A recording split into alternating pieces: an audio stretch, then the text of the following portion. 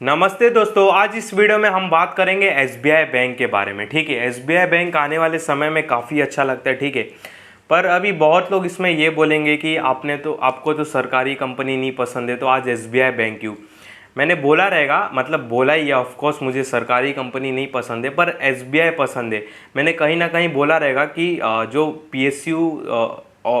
जो पीएसयू सरकारी कंपनी हो तो बिल्कुल नहीं पसंद है, पर एक एसबीआई काफ़ी पसंद आता है। ये भी बोला रहेगा कि रीज़न क्या है, मैं बताने की कोशिश करूँगा किसी वीडियो में। आज मैं आपको बता देता हूँ कि क्यों एसबीआई पसंद है सरकारी कंपनियों में। ठीक है, क्योंकि मैं आपको दिखाता हूँ, पहले मैं आपको दिखा देता हूँ कि स्टॉक का प्राइस एक ही टाइम से काफ़ी रेंज में फंसा हुआ है। ठीक है, और स्टॉक का जो एक इम्पॉर्टेंट लेवल है ना, इम्पॉर्टेंट लेवल कौन सा, जो ये इलेक्शन वाले दिन जब स्टॉक का प्राइस काफ़ी मूवमेंट हुए थे, जो निफ्टी पीएसयू बैंक थे, इंडेक्स 8-8, 9-9% गिर गए थे, स्टॉक 10-10, 12% टूट चुके थे, तो उसका जो लो था ना, यहाँ पे मैं लो बनाऊँ 733। ठीक है, तो 733 का जो लो था ये उस लो से अराउंड कुछ 50-60 रुपया ही ऊपर चल रहा है। ठीक है, और 200 मूविंग डे एवरेज से भी ये थोड़ा ही ऊपर चल रहा है। इसका 200 मूविंग डे एवरेज है 769 और ये भी चल रहा है 800 रुपये के आसपास एसबीआई बैंक। और इसका जो मेन और सबसे इम्पॉर्टेंट लेवल है वो है 733 का। ठीक है, 730, 740, 750 भी पकड़ सकते हो। तो ये लेवल्स पे आता है तो इसको बहुत ध्यान देने की ज़रूरत है। ठीक है, पहली बात तो ये मैंने आपको लेवल्स ही पहले स्टार्टिंग में बता दिए। और सेकंड, एसबीआई मतलब क्यों इतना इम्पोर्टेंट है। देखो, एसबीआई अगर नहीं रहेगा इंडिया में तो इंडिया डूब जाएगा। इंडिया के लोग रोड पे आ जाएंगे, इंडिया के लोग झगड़ा करने लगेंगे, क्योंकि एसबीआई इतने लोगों का खाता संभालता है, इतने लोगों का एफडी संभालता है, इतना बड़ा वो सरकारी कंपनी है कि सरकार इसको कभी भी नहीं डूबने दे सकती, क्योंकि इसी में लोगों का बहुत पैसा है, बहुत मतलब बहुत पैसा है। अगर कोई कल को कंपनी डूबती है ना, मतलब कोई अगर सरकारी कंपनी डूब रही है या किसी कंपनी को लेके बहुत लफड़े चल रहे, किसी बैंक, कोई छोटा बैंक है उसको लेके लफड़े चल रहे कि ये डूबने वाली है, इसमें फ्रॉड हो चुका है, तो सीधा दिल्ली से फ़ोन जाता है दो ही कंपनी के पास। दिल्ली से सीधा दो ही कंपनी के पास फ़ोन जाता है, एक एसबीआई को और दूसरा एलआईसी को। दोनों को फ़ोन जाता है कि भाई जाके मैटर संभाल लो, जो कंपनी डूब रही है, जिसमें लफड़ा चल रहा है, उसको तुम उठा लो। हाँ, बीच में कोई बैंक था, मैं नाम नहीं लेना चाहूँगा, वो बैंक में कुछ प्रॉब्लम चल रही थी, फ्रॉड वगैरह का इशू ये वो, तो सीधा दिल्ली से एक ही फ़ोन गया। एक दो बैंक थे, एक नहीं एक दो बैंक में ऐसा फ्रॉड हुआ है, तो दिल्ली से एक ही फ़ोन जाता है सीधा एसबीआई में, नहीं तो एलआईसी में, जाके भाई जो मैटर है संभाल लो। क्योंकि सरकार को भी बताइए, इतनी बड़ी बैंक है, इनके पास इतना पैसा है, लोगों का पैसा है, क्लाइंट का पैसा है, खुद का पैसा है, कि इसमें अगर कुछ हो गया तो लिटरली मतलब इंडिया में वर्ल्ड वॉर 3 हो जाएगा, ऐसा हो जाएगा। तो सरकार पहली बात तो इनको कभी कुछ हाथ नहीं लगा सकती, इन पे कुछ रिस्ट्रिक्शन नहीं लगा सकती, और इनको मतलब इनको दबाने के लिए प्राइवेट बैंक को बढ़ावा नहीं दे सकती। ठीक है, मतलब ऐसा नहीं कि जैसे कि बीएसएनएल को दबा के जियो को आगे कर दिया, तो कल को एसबीआई को दबा के सरकार एचडीएफसी बैंक को आगे कर दे, कभी नहीं करेगी। रीज़न है, मैं आपको बताऊंगा। ठीक है, बताता हूँ। तो पहली बात तो ये, लोगों का इतना पैसा है, एफडी का, इंश्योरेंस का, बाद में अपना कौन सा ये जो हर महीने आता है सबको, जो जब रिटायर हो जाते, पेंशन का पैसा हो गया, तो इतने लोगों का खाता संभालती है, इतने लोगों का अकाउंट संभालती है, इतना बड़ा बैंक है, इतना रिस्पेक्टेड बैंक है, तो सरकार तो इसको कुछ नहीं होने देगी। पहली बात तो ये, ठीक है, ये तो हो गया।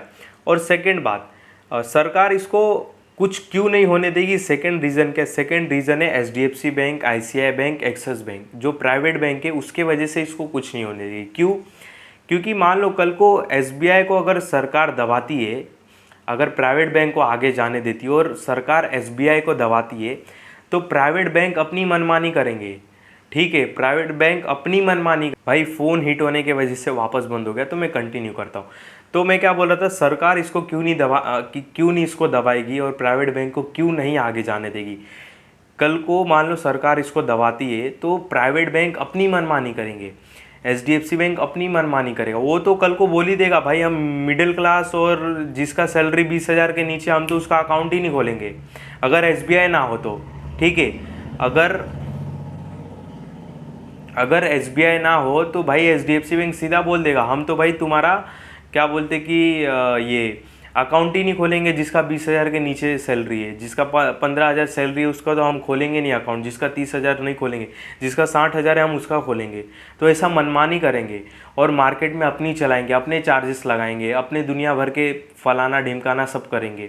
तो इससे लोग खुश नहीं होंगे, इससे सरकार गिर जाएगी, इस बात को ध्यान दो, ठीक है। तो एसबीआई को नहीं होने देंगे।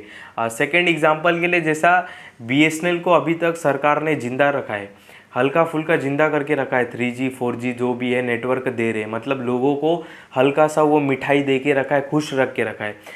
चाहे तो ये बीएसएनएल को पूरा ही मतलब वो क्लोज ही कर दे, पर नहीं करेंगे। क्यों? क्योंकि बीएसएनएल को पूरा क्लोज कर दिया तो जियो और अपना एयरटेल वैसे भी चलाते मनमानी, अपना और मनमानी चलाने देंगे, ठीक है। जियो जानते हो कि मार्केट में लीडर है और आने वाले टाइम में भी लीडर रहेगा। तो सरकार ने जानबूझ के एयरटेल को जिंदा करके रखा है। बीएसएनएल एक टाइम के लिए मैं हटा भी देता हूँ, बीएसएनएल को छोड़ दो, वो कंपटीशन में नहीं उसके, तो मैं एयरटेल को पकड़ लेता हूँ। तो जियो के जो रिलेशन है काफ़ी अच्छे, ऊपर तक सबको पता है, बताने की ज़रूरत नहीं है, ठीक है, जियो के कितने अच्छे रिलेशन है। तो अगर जियो चाहे तो खुद अकेला खड़ा रह सकता है मार्केट में, किसी को आने नहीं दे, पर एक रूल रहता है कि किसी भी सेक्टर में 2 लीडर होने चाहिए, 2 कॉम्पिटिटर होने चाहिए। क्यों? क्योंकि मान लो एक ही रहेगा तो अपनी मनमर्जी चलाएगा। अगर बस जियो रहेगा तो बोलेगा भाई मैं 240 का महीने का नहीं 400 रुपये का रिचार्ज करूँगा, मैं 300 रुपये का नहीं मैं 600 का रिचार्ज कर दूंगा।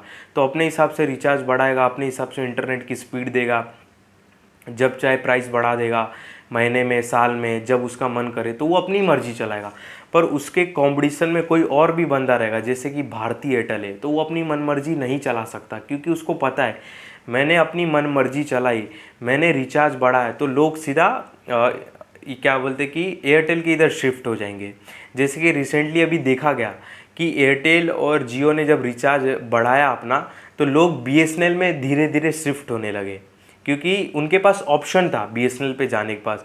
अगर सपोज़ कल को भारती एयरटेल और बीएसएनएल का ऑप्शन ही नहीं रहा और बस एक ही जियो ही रहा और अपनी मनमर्जी कर रहा है, तो लोगों को भाई मजबूरी में वही लेना पड़ेगा और लोग बहुत हाहाकार मचाने लगेंगे, मतलब रोड पे आ जाएंगे, बोलेंगे भाई ये क्या है, ये तो अपनी मर्जी चला रहा है अकेला मार्केट में रुक के। तो इसके लिए सरकार कभी भी वही मैं बता रहा हूँ, एसबीआई को कभी नहीं दबा सकता, कभी कुछ नहीं कर सकता, कभी उसको हाथ भी नहीं लगा सकता। क्यों? क्योंकि एसबीआई नहीं रहेगा तो एचडीएफसी अपनी मन मर्जी चलाएगा, एक्सिस बैंक अपनी मन मर्जी चलाएगा, आईसीआईसीआई बैंक अपनी मन मर्जी चलाएगा, जिससे बहुत मतलब जो अपना सोसाइटी है, जो इंडिया है, उसमें बहुत अनकंफर्टेबल, मतलब बहुत अनकंफर्टेबल हो जाएगा, बहुत लफड़े होने लगेंगे, बहुत मतलब फाइनेंशियल स्थिति बहुत बिगड़ जाएगी, ठीक है। तो ये कुछ रीज़न है जिसकी वजह से एसबीआई बैंक काफ़ी अच्छा लगता है सरकारी कंपनी में। और पहले भी मैं बोल चुका हूँ शायद किसी वीडियो में कि सारे बैंक्स तो नहीं, एसबीआई अच्छा लगता है जो लीडर है इनका, ठीक है। देख सकते हो 10 के पी पे ट्रेड कर रहा है और काफ़ी समय से एक ही रेंज में है। और ये एक लेवल काफ़ी इंपॉर्टेंट है 733 का, इसको बहुत ध्यान रखो, ठीक है। मुझको नहीं लगता यहाँ पे आएगा ये, और सपोज़ यहाँ पे नहीं भी आता और 770 का जो लेवल है ये भी काफ़ी इंपॉर्टेंट है। अगर 770 पे भी आता है तो काफ़ी अच्छी बात है।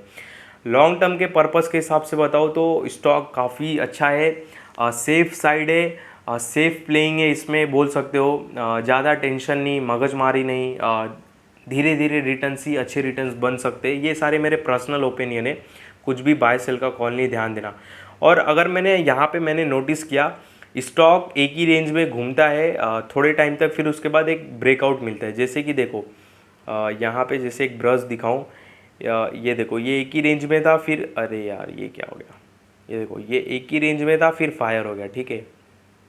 मैं आपको दिखाता हूँ और भी, ठीक है। ये एक हो गया, फिर बाद में ये देखो यहाँ पे ब्रश देखो, ये एक ही रेंज में था फिर फायर हो गया, ठीक है।